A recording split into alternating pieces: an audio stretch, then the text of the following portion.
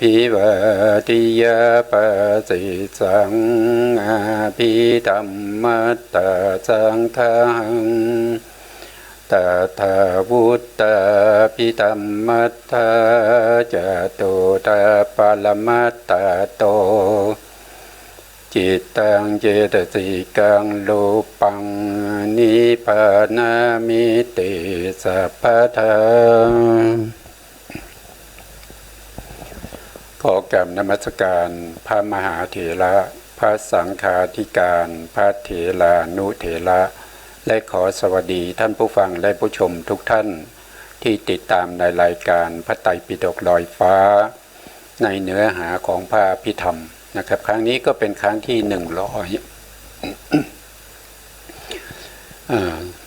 เป็นครั้งที่100ในปกิณกสังคหะในปริเฉดที่3นะครับ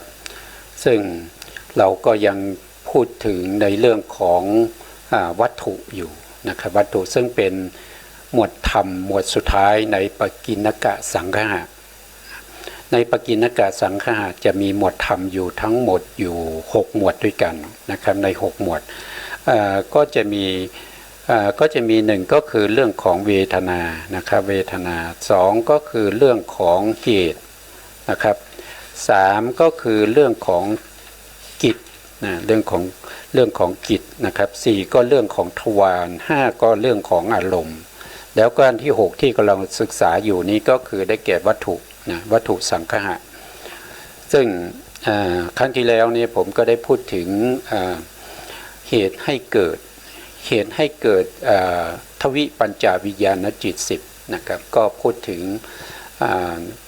การเกิดขึ้นของจักขุวิญญาณไปแล้วนะครับว่าจิตแต่ละดวงเนี่ยที่ในวิถีที่เป็นจักขุวิญญาณที่เราที่เป็นไปในตัวเราเนี่ย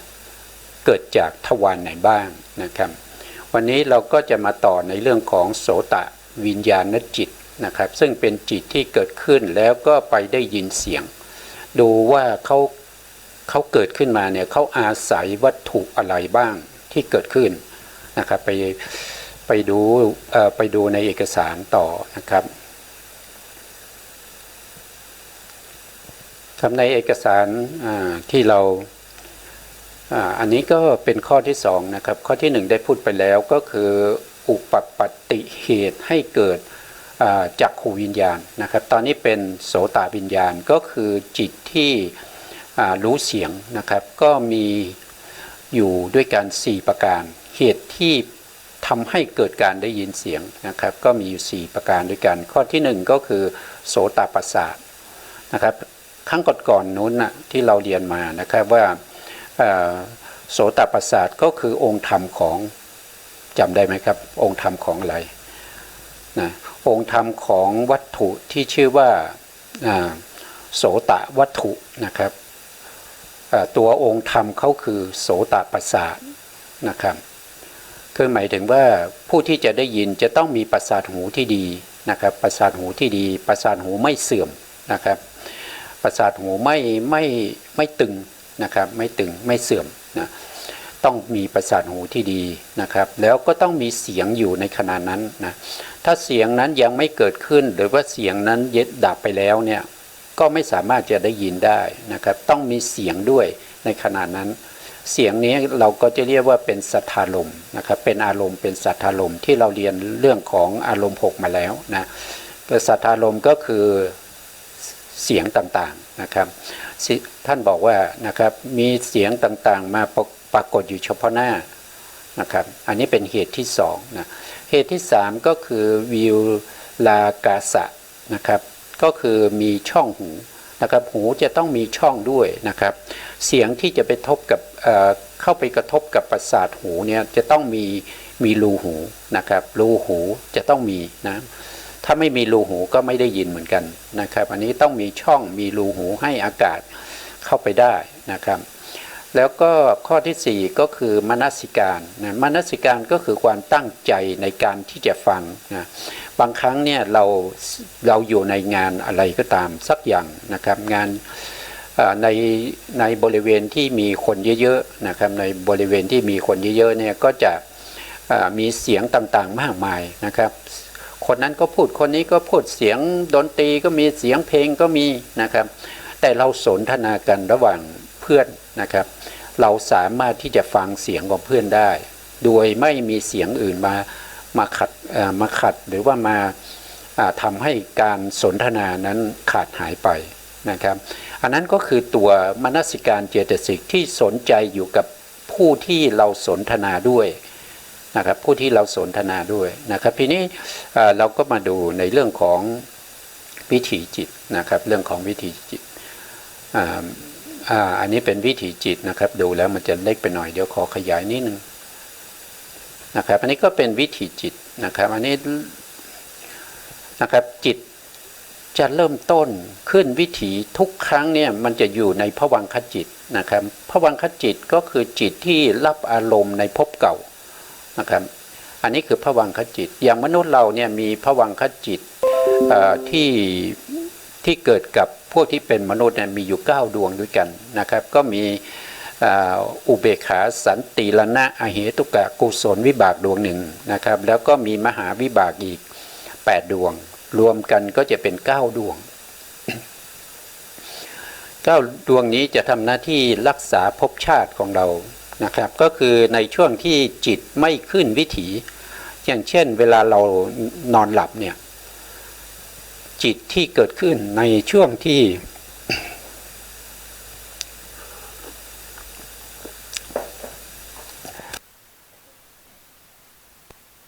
นะครับขออภัยครับท่านผู้ฟังและผู้ชมนะ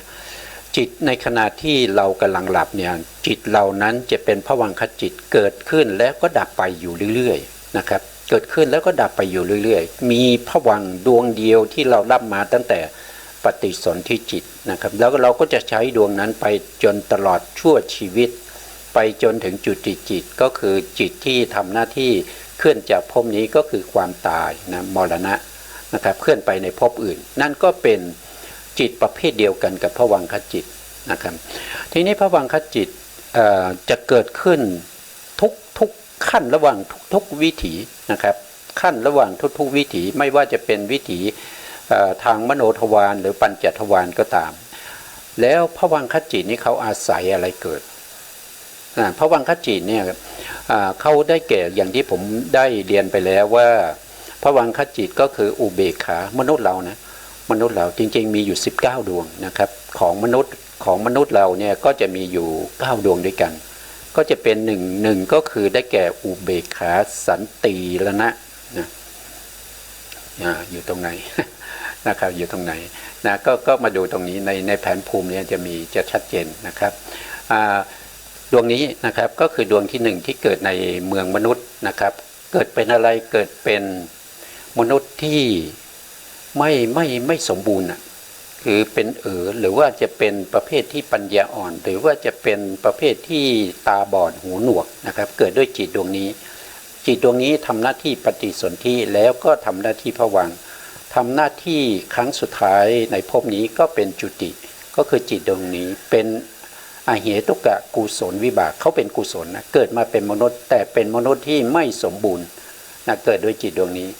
จิตดวงนี้อาศัยวัตถุเกิดเพราะว่าเกิดในเมืองมนุษย์เขาไม่ได้ไปเกิดในรูปพรหมนะครับเขาเกิดในเมืองมนุษย์เพราะฉะนั้นต้องอาศัยวัตถุต้องมีวัตถุให้เขาเกิดวัตถุนั้นก็คือได้แก่อะไรเนี่ยครั้งที่เราเรียนไปแล้ววัตถุมี6ใช่ไหมครับมีจักขุวัตถุโสตวัตถุคานะวัตถุชิวหาวัตถุกายวัตถุแล้วก็หัตถยรูปนะครับหรือหัตถยวัตถุนะครับเราก็มาพิจารณาว่าจิตดวง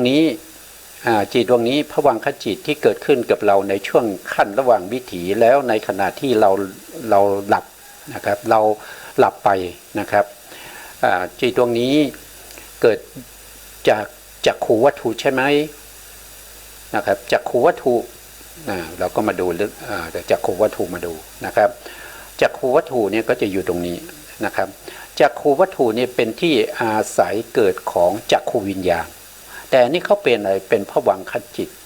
ภวังคจิตนี่ไม่ได้อาศัยจักขุเกิดนะครับไม่ได้อาศัย โสตวัตถุเกิดไม่ได้อาศัยคานะวัตถุเกิดไม่ได้อาศัยชิวหาวัตถุเกิดไม่ได้อาศัยกายวัตถุเกิดแต่เขาอาศัยหัตถยวัตถุดวงนี้เกิดขึ้นนะครับเขาอาศัยหัตถยวัตถุนี้เกิดขึ้นซึ่งเป็นวัตถุข้อที่6นะครับชื่อว่าหัตถยวัตถุนะครับหรือว่าหัตถยรูปนะหัตถยรูปดวงนี้อาศัยหัตถยรูปเกิดขึ้นดวงนี้ก็เป็นภวังคจิตเหมือนกันแต่เป็นภวังคจิตที่เกิดขึ้นมาในขณะที่มีอารมณ์นะมีอารมณ์ก็คือสัทธารมณ์กระทบกับโสตประสาทแล้วกระทบกันตรงไหนกระทบกันตรงนี้นะตรงนี้นะครับกระทบกันระหว่างภวังคจิตแล้วก็อติตะภวังนะครับที่เกิดสืบต่อกันนะครับตรงจุดนี้เมื่อเขาเกิดเมื่ออารมณ์กับประสาทหูเนี่ยกระทบกันแล้วเนี่ยผ่านไป1ขณะในขณะที่ผ่านไป1ขณะนั้นเรียกว่าเป็นภวังคจิตเหมือนกันแต่เป็นอาติตะภวังค์นะอาติตะภวังค์นะดวงนี้เป็นอาติตะภวังค์นะคือหมายถึงว่าเป็นภวังค์ที่ไม่บริสุทธิ์แล้วนะครับอารมณ์กับถ้าเรียกโดยลักษณะนี้ก็จะเรียกว่าเป็นทวารนะครับอารมณ์ออกจากทวารที่เป็นโสตทวารไปกระทบกับสัทธารมณ์แล้วผ่านไป1ขณะจิตนั้นเรียกว่าเป็นอาติตะภวังค์นะครับก็อาศัยอะไรเกิดก็อาศัยหัตถยรูปเกิดเหมือนเดิมนะครับหัตถยรูปเกิดนะหัตถยรูปเกิดนะอาศัยตรงเนี้ยหัตถยรูปเกิดนะครับดวงต่อมาก็คือดวงที่3ดวงที่3เนี่ยเขาก็เป็นภวังคจิตเหมือนกันแต่ดวงที่3เนี่ยเกิดการหวั่นไหวนะเกิดการสั่นไหวขึ้นมาละเพราะว่าอารมณ์กระทบกันที่อติตะผ่านไป1ขณะภวังคจิตดวงที่2ที่เกิดขึ้นในอารมณ์นี้จะเกิดการสั่นไหวนะเกิดการสั่นไหวแล้วก็ดับไปนะครับแล้วก็จะมีภวังคจิตเกิดขึ้นมาอีก1ดวงนะครับก็เรียกว่าเป็นคุปเฉทะนะเป็นคู่ปเฉทะภวังคจิตที่เป็นคู่ปเฉทะนี้ก็จะเป็นภวังคจิตที่จะเกิดขึ้นในวิถีนี้เป็นดวงสุดท้ายนะครับเพราะว่าเขาสั่นไหวมากนะสั่นไหวมากจนหลุดไปจากความเป็นภวังค์นะครับเพราะว่าภวังค์นี้เขามีอารมณ์ที่รับมาจากมรณสันการในภพก่อนเมื่อใกล้จะตายเป็นอารมณ์นะครับเขาก็จะหลุดไปนะพวกนี้ตั้งแต่ภวังค์นะครับอติตะภวังค์ภวังคจรณะภวังคุเฉทปเฉทะอาศัยหัตถยวัตถุเกิดขึ้นนะอาศัยหัตถยวัตถุนี้เกิดขึ้นนะครับเขาอาศัยหัตถยวัตถุเกิดขึ้นนะครับแล้วเมื่อภวังคจิตที่เป็นภวังคู่ปเฉทะดับไปเนี่ยก็จะมีปัญจทวาราวชนะจิตเกิดขึ้นนะปัญจทวาราวชนะจิตก็จะอยู่ตรงนี้นะครับก็อยู่ตรงนี้เนี่ยตรงนี้อยู่ในอาเหตุกะจิต18นะครับเป็นอาเหตุกะกิริยาดวงที่1ก็คือดวงนี้มาทำหน้าที่อาวัชนะอารมณ์นะก็คือการพิจารณาอารมณ์ใหม่อารมณ์ใหม่คืออะไรอารมณ์ใหม่ก็คือสัทธารมณ์นะมากระทบกับโสตประสาทณตรงนี้แล้วก็ยังตั้งอยู่นะครับตั้งอยู่1คณะ2คณะ3คณะ4คณะ5คณะไปเรื่อยๆนะครับเพราะว่ารูปที่เป็นอารมณ์เนี่ยสัทธารมณ์เนี่ยเขาจะมีอายุเท่ากับจิตอยู่17ดวงด้วยกันนะครับ17ดวงด้วยกันเพราะฉะนั้นปัญจทวาราวชนะจิตเนี่ยเกิดขึ้นมาแล้วไปอาวชนะอารมณ์ที่เป็นสัทธารมณ์ในขณะที่4นะครับขึ้นไปรู้ในขณะที่4ในขณะที่4ของสัทธารมณ์นะครับเมื่อรับมาแล้วนะเมื่อรับมาแล้วก็จะเป็นตัวที่อาวชนะก็คือชี้อารมณ์ให้แก่จิตที่จะเกิดขึ้นต่อจากตัวเองนะครับตัวเองจะต้องดับไปนะครับปัญจทวาราวชนะจิตเนี่ยเป็นจิตที่เราเรียกว่าเป็นมโนธาตุ3จำได้ไหมครับมโนธาตุ3ก็จะมีสัมปติชนะจิต2ใช่ไหมครับแล้วก็มีปัญจทวาราวชนะจิต1รวมกันเป็น3ดวง3ดวงนี้อาศัยหัตถยวัตถุเกิด นะครับหาทายวัตถุเกิดเช่นเดิมนะครับหาทายวัตถุอาศัยหาทายวัตถุนี้เกิดเช่นเดิมเหมือนกันนะครับ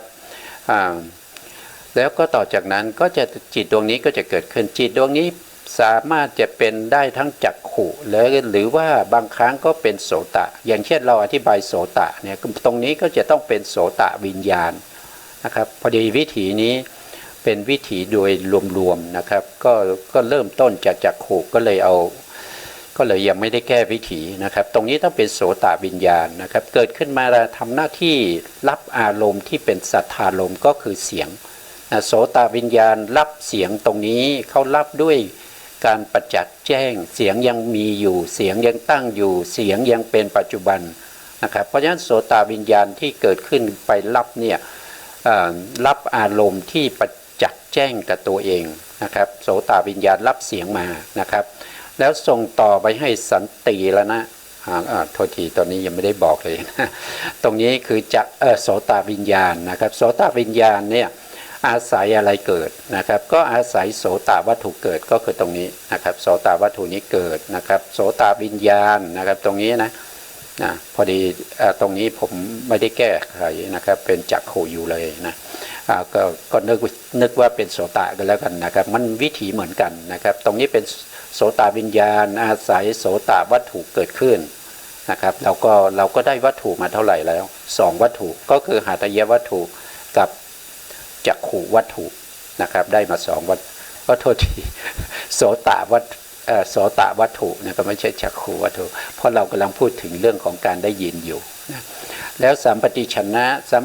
นะก็จะเกิดขึ้นมาต่อจากโสตวิญญาณนะโสตวิญญาณดับไปส่งอารมณ์ให้สัมปติชนะอาศัยอะไรเกิดสัมปติชนะก็อาศัยหาทายวัตถุเกิดเพราะเข้าเป็นมโนธาตุนะครับที่บอกตอนแรกว่ามโนธาตุ3อาศัยหาทายวัตถุเกิดนะครับเพราะฉะนั้นสัมปติชนะเนี่ยเขาเป็นมโนธาตุนะครับเขาก็อาศัยหาทายวัตถุเกิดนะครับสันติละนะเป็นมโนวิญญาณธาตุนะครับมโนวิญญาณธาตุสันติละนะก็อาศัยหาทายวัตถุเกิดสันติละนะรับอารมณ์มาต่อจากสัมปติชนะทำหน้าที่ในการไต่สวนอารมณ์นะไต่สวนอารมณ์เมื่อไต่สวนอารมณ์เสร็จก็ส่งไปให้แก่โวทัพนาจิตโวทัพนาจิตนี้คือมโนทวาราวชนะนะครับก็คือมโนทวาราวชนะก็คือดวงนี้นะดวงนี้มโนทวาราวชนะทำหน้าที่ในการตัดสินอารมณ์นะครับเรียกว่าเป็นโวทัพนะนะครับตัดสินอารมณ์ว่าอารมณ์นั้นเป็นอารมณ์ที่เป็นอัตติมหันตารมณ์หรือว่าเป็นมหันตารมณ์เป็นปริตารมณ์เป็นอัตติปริตารมณ์นะครับหรือว่าเป็นอารมณ์ที่ดีนะครับเป็นอิทธานิพันเป็นอิทธารมณ์หรือว่าเป็นอนิถารมณ์ก็คืออารมณ์ที่ไม่ดีนะครับหรือว่าเป็นมัชฌตารมณ์ก็คืออารมณ์ปานกลางนะครับเขาก็จะเป็นผู้ที่ตัดสินหลังจากที่สันติละนะไต่สวนมาส่งอารมณ์มานะครับแล้วก็จะตรงนี้จะต้องมีที่เราพูดกันบ่อยๆนะครับสำคัญมากนะครับตรงนี้ก็คือจะต้องมีเจตสิกตัวหนึ่งที่จะทำหน้าที่โยนิโสมนสิการนะครับถ้าเจตสิกดวงนี้นะครับชื่อว่า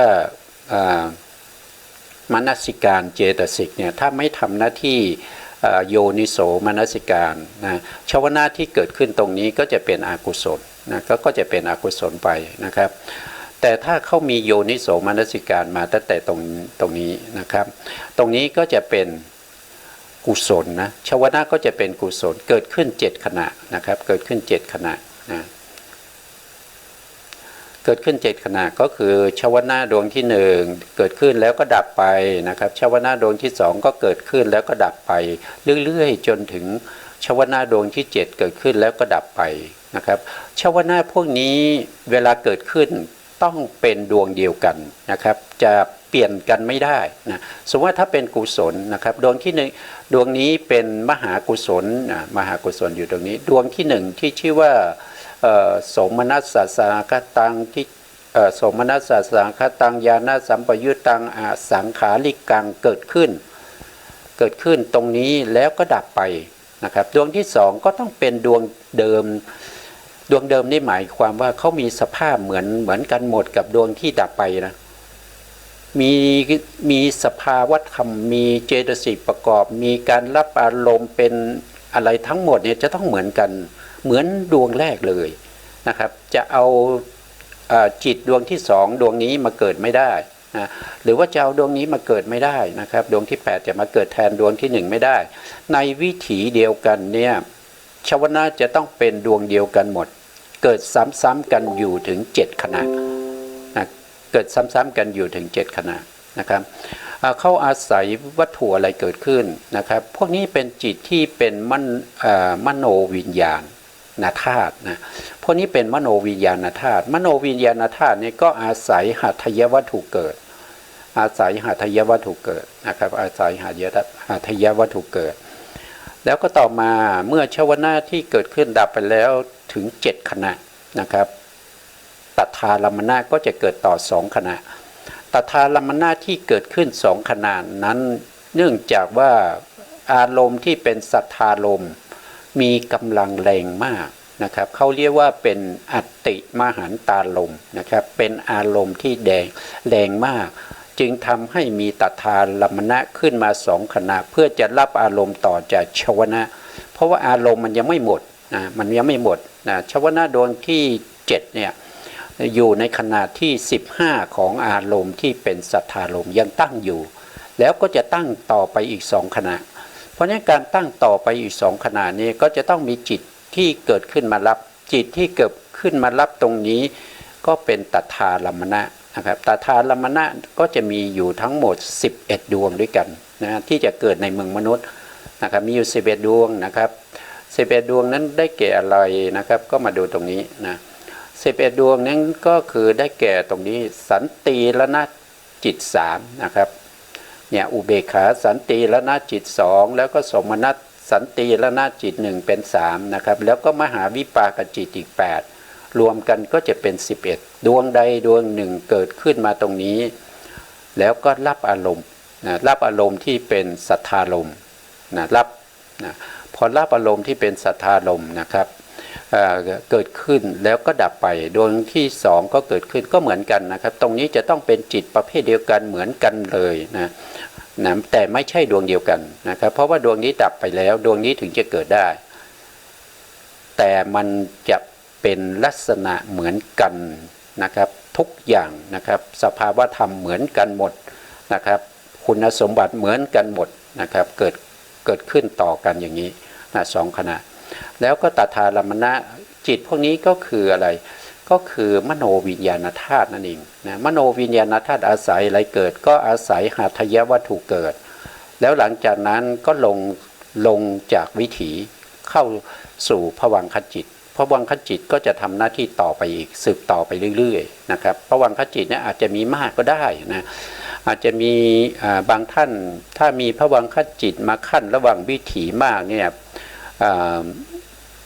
เวลาสนทนาก็จะเข้าใจยากนะครับเป็นคนที่มี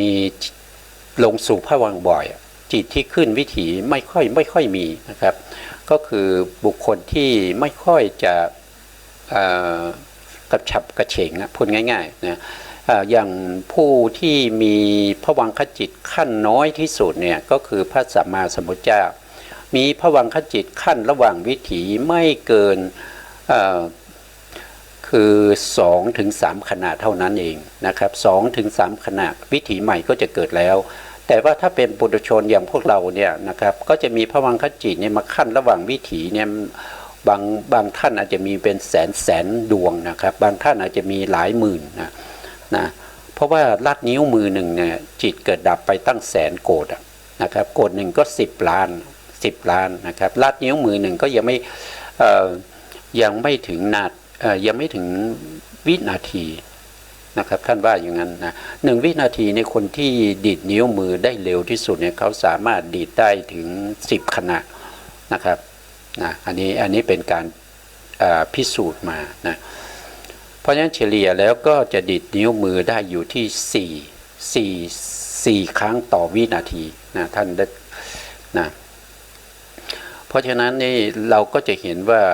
ในวิถีหนึ่งเนี่ยจิตที่เกิดขึ้นเนี่ยก็จะอาศัยวัตถุอย่างมากก็2วัตถุเท่านั้นเองนะครับ2วัตถุก็คือได้แก่อย่างตรงนี้ที่เราศึกษามาเนี่ยก็คือ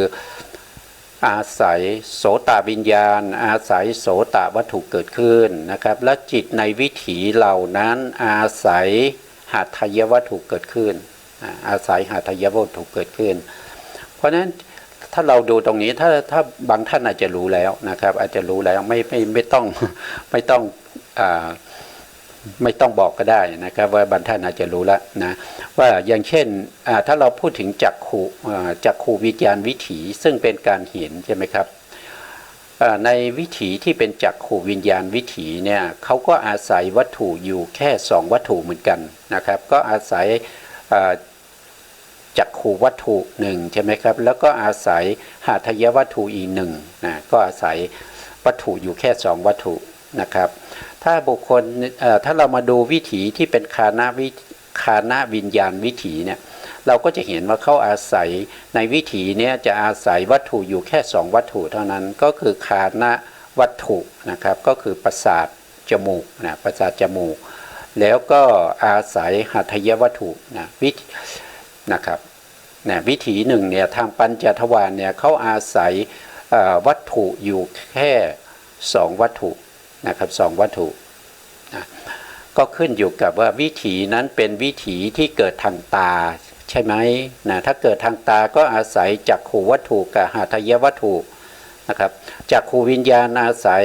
จักขุวัตถุเกิดขึ้นจิตที่เหลือนอกนั้นที่อยู่ในวิถีเดียวกันอาศัยหัตถยวัตถุเกิดขึ้นก็จะเป็นลักษณะอย่างนี้นะครับเพราะว่าวันหนึ่งเนี่ยวิถีจิตของเราเนี่ยจะเกิดขึ้นมากมายนะครับบางครั้งก็เป็นวิถีทางตาแล้วก็ไปเป็นวิถีทางใจนะ4วิถีเราเรียกว่ามโนทวารวิถีนะมโนทวารวิถีเนี่ยเราไม่ต้องคิดมากเลยเพราะว่าเขาจะไม่มีจักขุวัตถุไม่มีโสตวัตถุไม่มีคานะวัตถุไม่มีชิวหาวัตถุและกายวัตถุเขาอาศัยหัตถยวัตถุเกิดขึ้นทุกดวงนะครับที่เกิดทางมโนทวารนะครับแต่ว่าจิตที่เกิดขึ้นโดยอาศัยวัตถุ5ก็คือได้แก่จักขุวัตถุโสตวัตถุคานะวัตถุชิวหาวัตถุแล้วก็กายวัตถุมีแค่10ดวงเท่านั้นเองนะครับมี10ดวง10ดวงนั้นก็คือได้แก่จักขุวิญญาณจิต2อาศัยจักขุวัตถุเกิดนะครับโสตวิญญาณจิต2อาศัยโสตวัตถุเกิดนะครับคานะวิญญาณจิต2อาศัยคานะวัตถุเกิดชิวหาวิญญาณจิต2อาศัยชิวหาวัตถุเกิดกายวิญญาณจิต2ก็อาศัยกายวัตถุเกิดนะครับก็จะเป็นลักษณะอย่างนี้นะครับความเป็นไปของวิถีจิตของผู้ที่ยังมีชีวิตนะครับดำรงอยู่ในภพชาติใดภพชาติหนึ่งขึ้นอยู่กับภพภูมิที่ตัวเองไปเกิดนะครับถ้าเกิดในปัญจโวการภูมิก็คือภูมิที่มีขันธ์5ก็จะเป็นไปในลักษณะที่ผมได้กล่าวมานะครับ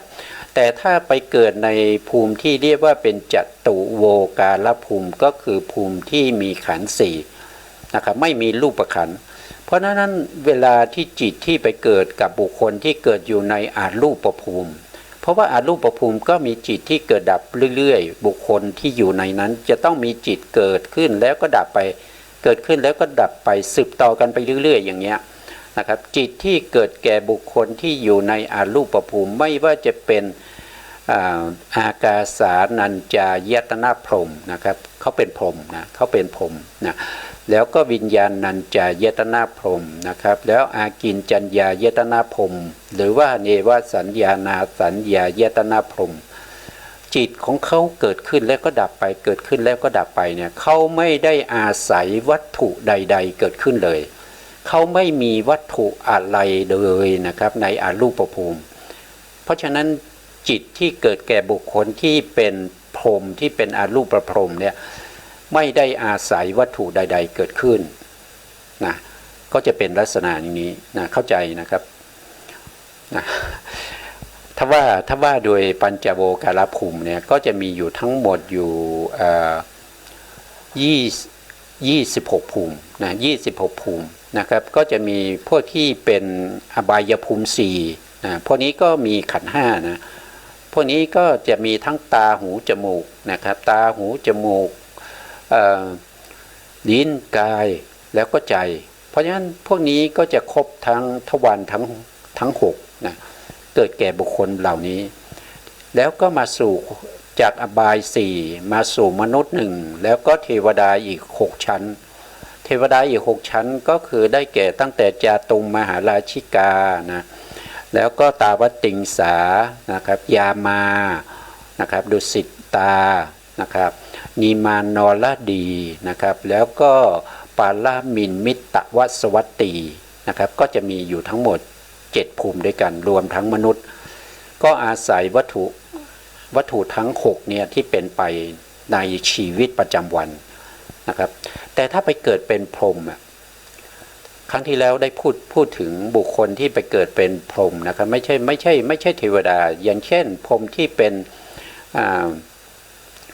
ปุริสัชชาพรหมนะครับปุริสัชชาพรหม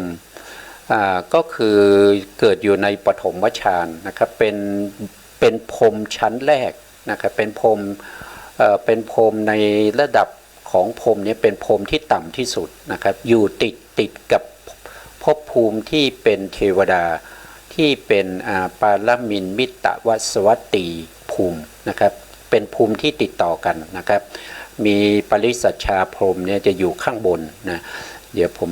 เอารายละเอียดมาให้ดูนะครับเพราะว่า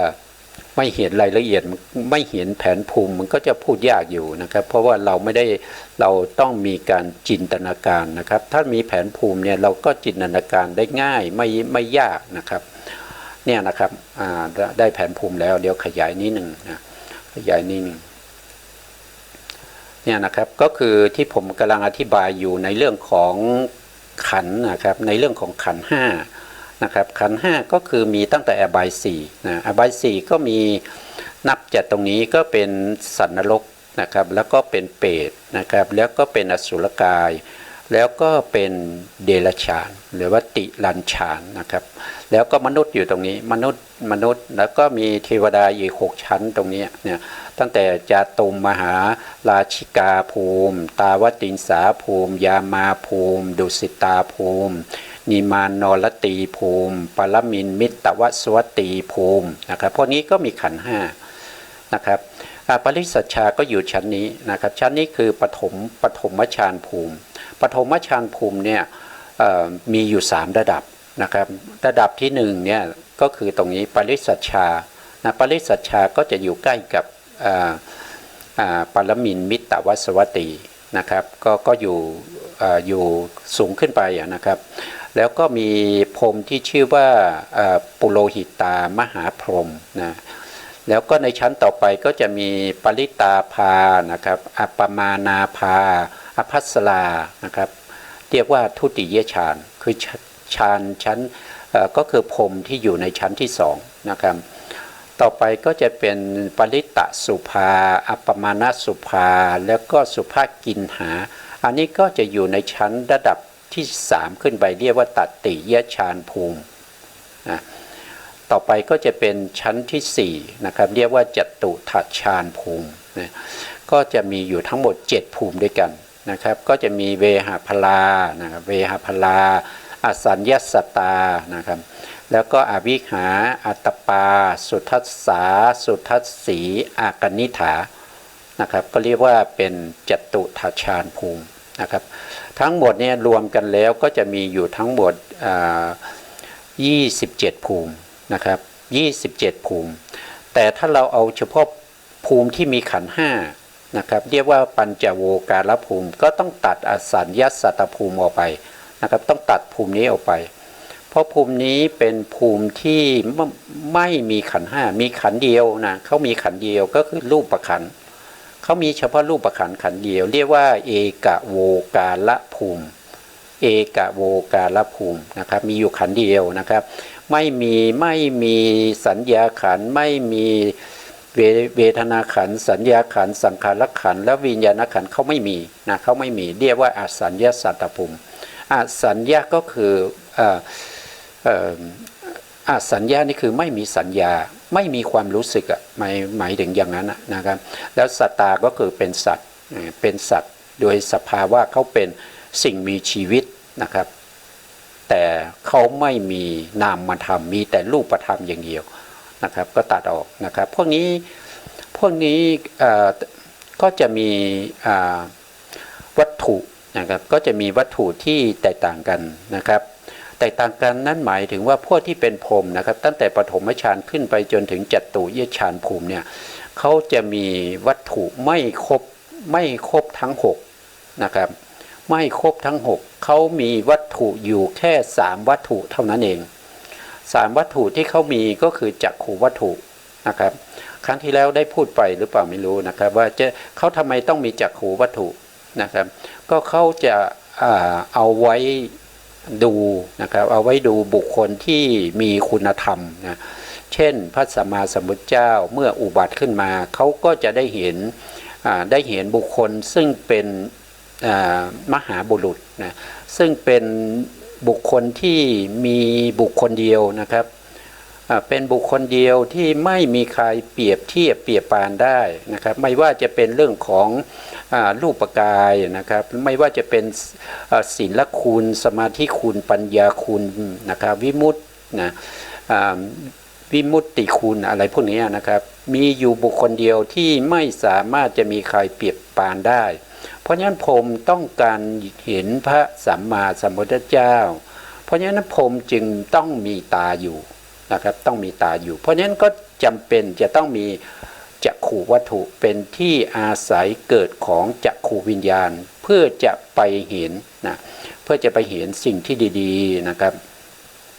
ไม่มีใครปรารถนาจะไปมองเห็นสิ่งที่มันไม่ดีนะสิ่งที่ไม่ดีไม่สวยไม่งามเป็นอสุภะทั้งหลายนะครับเพราะฉะนั้นผมยังมีตาอยู่นะครับเพราะฉะนั้นผมก็จะมีจักขุวัตถุนะครับต่อมาผมจะมีโสตวัตถุนะครับโสตวัตถุของผมก็มีไว้ทำอะไรก็จะมีไว้เพื่อจะฟังธรรมนะครับเพื่อจะเอาไว้ฟังธรรม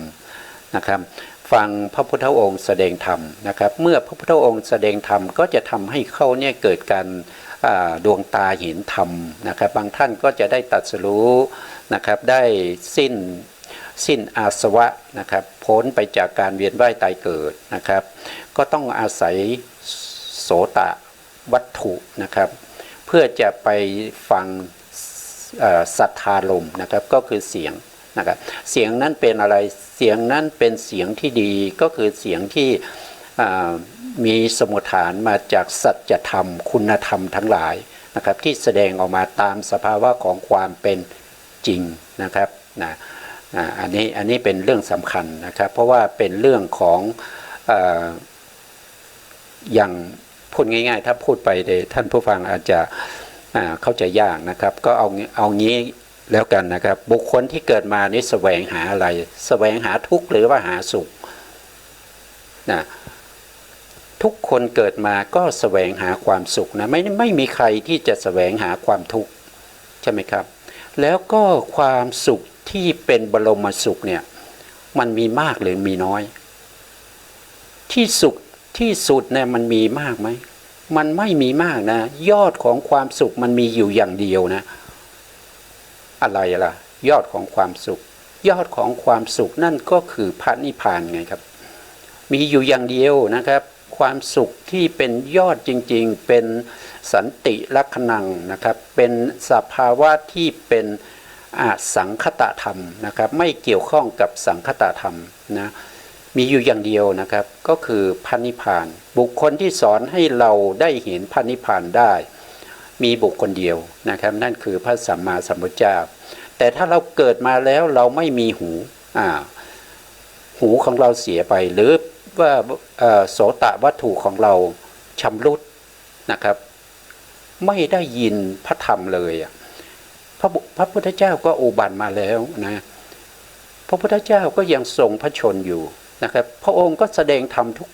วันนะแต่เราไม่มีโสตวัตถุ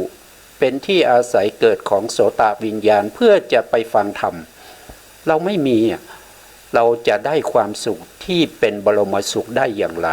นะครับเพราะฉะนั้นโสตวัตถุจึงมีความสำคัญต่อทุกคนที่แสวงหาความสุขนะครับเพื่อให้ได้บรมสุขนะอันนี้ก็จำเป็นต้องมีนะครับต่อมาอันที่สามที่เรียกว่าเป็นคานะวัตถุเนี่ยคานะวัตถุเนี่ยเป็นสิ่งที่มีคุณน้อยพูดง่ายๆนะครับพูดง่ายๆก็คือมีคุณน้อยการดมกลิ่นเนี่ยมันมีคุณน้อยมันไม่ได้มีคุณมากเหมือนกับการเห็นนะไม่ได้มีคุณมากเหมือนกับการได้ยินนะครับเพราะฉะนั้นผมเขาจึงไม่เอานะครับเขาจึงไม่เอานะครับผู้ที่จะไปเกิดเป็นพรหมเนี่ยไม่มีคานะวัตถุนะครับก็คือคานะประสาทหรือประสาทจมูกนั่นเอง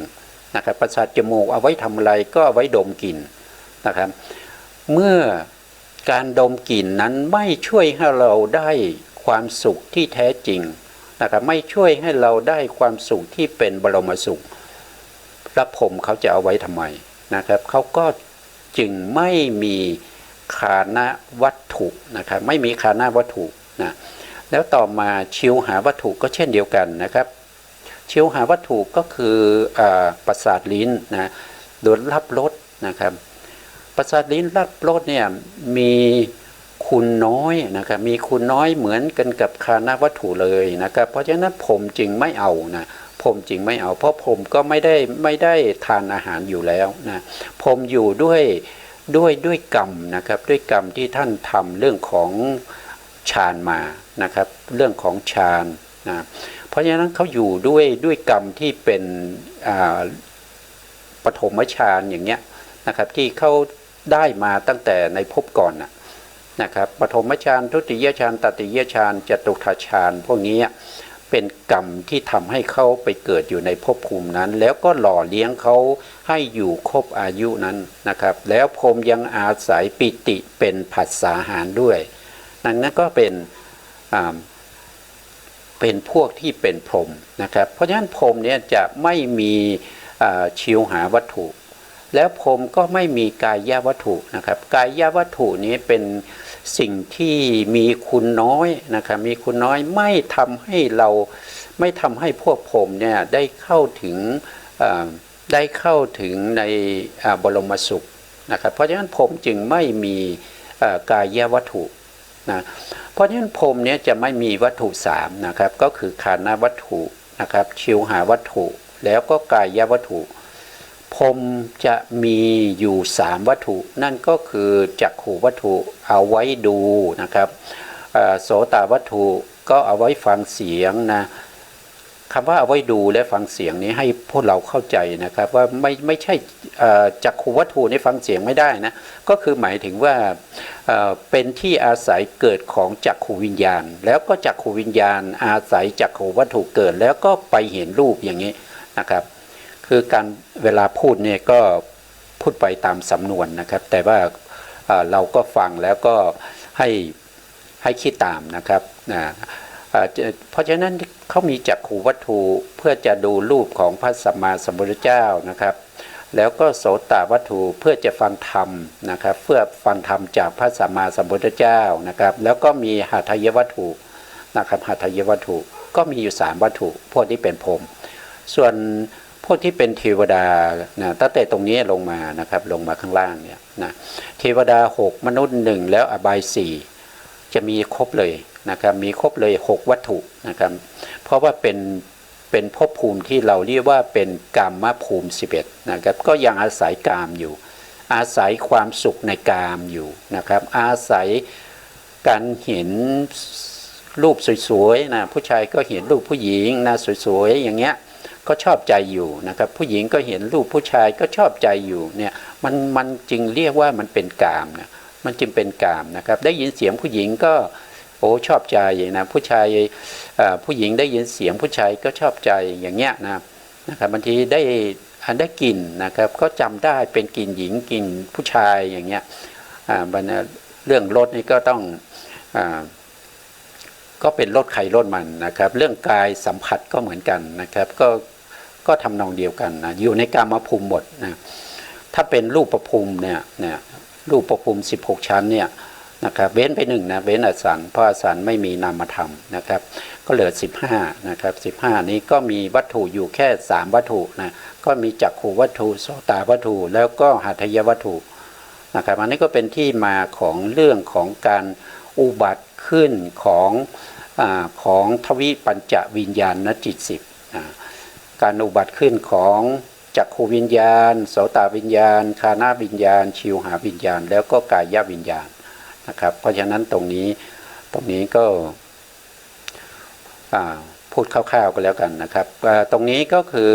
เมื่อทำให้เกิดคานาวิญญาณก็คือการได้กลิ่นนะการได้กลิ่นก็จะมีอยู่4ปัจจัยก็คือต้องมีคานาประสาทที่ดีนะประสาทจมูกที่ดีแล้วก็มีกลิ่นอยู่เฉพาะหน้านะครับแล้วก็มีวายโยธาตุนี้ก็คือต้องมีลมด้วยนะครับต้องมีลมด้วยนะถ้าไม่มีลมก็จะไม่ได้กลิ่นนะแล้วก็มีมนสิการด้วยมนสิการต้องใส่ใจนะครับต้องใส่ใจน้อมใจไปในกลิ่นนั้นนะครับบางทีไม่สนใจกลิ่นเนี่ยก็จะไม่ได้กลิ่นเหมือนกันนะครับต่อไปเป็นเหตุให้เกิดชิวหาวิญญาณก็คือรับรสนั่นเองนะครับต้องมีประสาท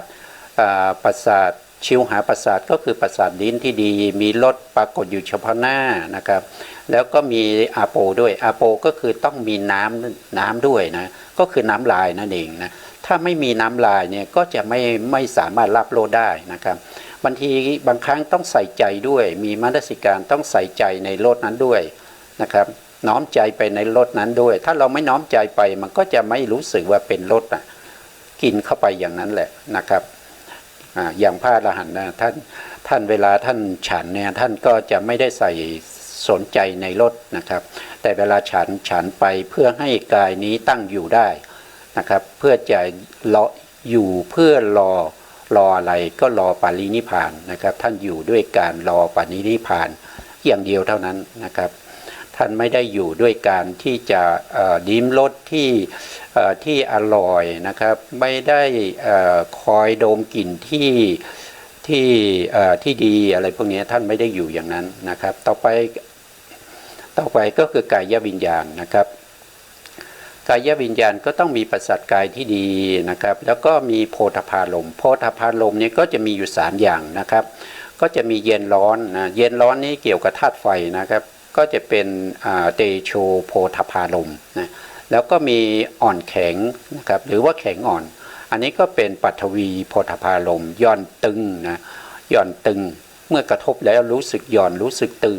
อันนี้ก็คือวายโยโพธพารมณ์ต้องปรากฏอยู่เฉพาะหน้าด้วยนะครับแล้วก็มีทัตถปัทวีก็คือลักษณะอาการธาตุที่เป็นปฐวีธาตุหรือว่าเป็นเตโชธาตุหรือว่าเป็นวายโยธาตุตรงนี้นะครับตรงนี้ท่านยกมาเฉพาะธาตุเดียวนะครับเป็นตัวอย่างนะครับคือลักษณะของความแข็งนะจริงๆแล้วมีอยู่3ธาตุตรงนี้นะแล้วก็ต้องมีมนสิการด้วยนะครับเวลาเรากระทบเนี่ยถ้าเรากระทบแล้วสมมติว่าเราจับที่โต๊ะใช่ไหมครับเราจับที่โต๊ะเนี่ยเรามนสิการไปในไหนนะครับถ้าเรามนสิการไปในความแข็งอ่อนเนี่ยเราก็จะรู้สึกถึงความแข็งความอ่อนของการกระทบระหว่างมือกับโต๊ะใช่ไหมครับแต่ในบางครั้งเนี่ยเราไม่ได้นมัสการไปในเรื่องของความแข็งความอ่อนแต่เรามนสิการไปในเรื่องของความเย็นความร้อนเมื่อเรากระทบกับโต๊ะเนี่ยนะครับเราก็จะรู้สึกว่ามันเย็นเพราะว่าโต๊ะมันอยู่ในห้องแอร์ใช่ไหมครับแต่บางครั้งเนี่ยเราอยู่ข้างเรากำลังจุดเทียนอยู่เนี่ยเราก็เอามือไปนะครับอาจจะไปกระทบกับเปลวไฟที่เทียนนะครับนั่นเราก็จะมีมนสิการไปในเรื่องของเตโชนะครับเตโชโพธพารมณ์นะครับก็คือจะรู้สึกร้อนอย่างนี้เป็นต้นนะครับมันขึ้นอยู่กับมนสิการเหมือนกันนะครับว่าท่านจะรู้เรื่องของความเย็นหรือว่าความแข็งความอ่อนหรือว่าความหย่อนความตึงก็ขึ้นอยู่กับมนสิการคือความตั้งใจใส่ใจที่จะดู นะครับก็จะเป็นลักษณะอย่างนี้นะครับอันนี้ก็ทั้งหมดนะครับทั้งหมดกี่ธาตุเนี่ย5 ธาตุนะครับ5 ธาตุอันนี้เป็นเรื่องของมโนธาตุนะครับมโนธาตุเนี่ยก็จะมี4 ปัจจัยเหมือนกันนะครับก็คือต้องมีปัญจทวารนะครับปัญจทวารก็คือตาหูจมูกลิ้นกายนั่นเองนะครับแล้วก็มีปัญจลมก็คือมีสีมีเสียงมีกลิ่นมีรสมีโผฏฐัพพะนะครับแล้วก็อาศัยหาทายวัตถุเกิดเนี่ยต้องมีหาทายวัตถุเนี่ยครับที่ผมบอกนะอันที่3เนี่ยนะครับเขาเป็นมโนธาตุนะครับต้องมีหาทายวัตถุนะครับไม่ใช่จักขุวัตถุไม่ใช่โสตวัตถุไม่ใช่คานาวัตถุไม่ใช่ชิวหาวัตถุแต่เป็นหาทายวัตถุมโนธาตุ3นะแล้วมโนวิญญาณธาตุมโนวิญญาณธาตุมีถึง76นะครับ76 ดวงนะ76 ดวงนี้ก็เว้นไปเท่าไหร่เว้นทวีปัญจวิญญาณจิต10นะครับก็เหลือมันมีอยู่89ใช่ไหมครับมันมีอยู่89เมื่อเราเว้นทวีปัญจวิญญาณจิต10ก็จะเหลืออยู่79นะครับก็จะเหลืออยู่79มโนธาตุอีก3เว้นออกไปนะครับตรงนี้เป็นมโนวิญญาณนะครับมโนธาตุอยู่ข้างบนแล้วก็เว้นไปอีก3ก็เหลือ76นะครับ76ดวงนี้เราจะเรียกว่าเป็นมโนวิญญาณธาตุมโนวิญญาณธาตุอาศัยอะไรอาศัยหาทายวัตถุเหมือนกันเห็นไหมครับอาศัยหาทายวัตถุเหมือนกันนะครับเพราะฉะนั้นจิตที่อาศัยหาทายวัตถุเนี่ยมีอยู่ทั้งหมด79 ดวงเว้นทวิปัญจวิญญาณจิต10เท่านั้นเองนะครับก็อันนี้ก็เป็นเรื่องของทวารนะครับก็จบในช่วงนี้นะก็จะจบในช่วงนี้ละนะก็จะหมดแล้วนะครับเนี่ยไม่ว่าจะเป็นจักขุทวารนะครับหรือว่าโสตทวารคานาทวารชิวหาทวารกายแยทวารแล้วก็หัตถยรูปนะครับหรือว่าหัตถยรูปนะครับก็จะหมดในตรงนี้นะสไลด์ต่อไปเราก็จะพูดถึงในเรื่องของวจนะถะและคำอธิบายนะครับในโอกาสครั้งต่อไปนะครับเพราะวันนี้เวลาหมดแล้วนะเวลาหมดแล้ว